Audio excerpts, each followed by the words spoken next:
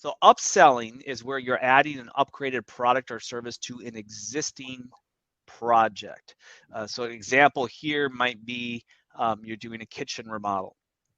And so the client says they want to do this particular scope of work in their kitchen, and then you're going to raise the finish level products and services within that kitchen. So it could be you're adding additional finishes, or perhaps you're upgrading the particular finish level that they currently have. Now, cross-selling, on the other hand, is adding an additional product or service to an existing project. So in this case, it would be we're going to do the kitchen, but now we're also going to add the bathroom, or we're going to add the attic, or we're going to add the porch or the basement or whatever it is. This does not happen as much with new homes as it does with remodeling, but I do have some clients that will build an outbuilding while they're building the current building, an ABU or accessory building unit, or what's getting real popular right now too is ADUs, accessory dwelling units. As homes become more and more expensive, an ADU is a great way where you can, say, create a mother-in-law suite in a separate building on the land you're building the primary home on, and do it at the same time. Swimming pools is another one, that a lot of builders will get into and add those pools. So that would be an example of cross-selling. So So we there have, are three keys that you're yeah. talking about, Diana. Yeah, so we have upselling and cross-sellings, and now we have selling and cross-selling keys. Yeah, And so we can do both. yeah, We could upsell a current project and then cross-sell to another project, but there's keys to doing this and doing it the right way, because the last thing we want to do is we want to pressure our client. We want them to obviously look at this as a benefit. So here's how you would potentially offer the opportunity to upsell or cross-sell. So there's three keys.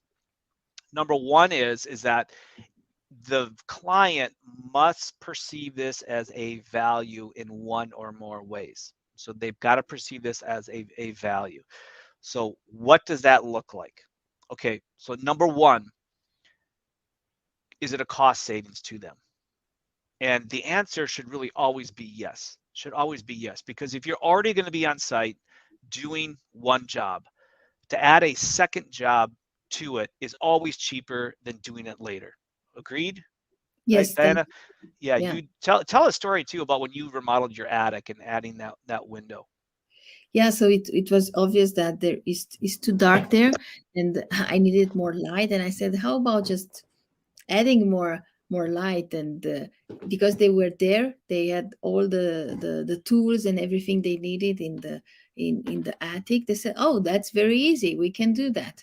So I think that's something very, let's say, less expensive than if I just, oh, the everything is done, and then, oh, can we Yeah, can and then we come back, come do it again. They're back? like, well, I got a charger for this, and this. Yeah, you're right. And that would absolutely be a cross sell. So it's a different project in addition to your current project. So it's a cost savings. This is not hard to do. Everything should be perceived as a cost savings. Number two is timeliness. And of course, today with all of the delays in getting a project started and finished, to have to go through that whole process again is not a hard sell to say, look, we're going to be here. Let's do this at the same time. So it's a lot shorter period to have the finished product or service, which is what you're after. And remember, it always comes down to lifestyle. Having that product or service now versus 6 months, 12 months, 2 years from now is much more appealing to your clientele. And then the third way is convenience.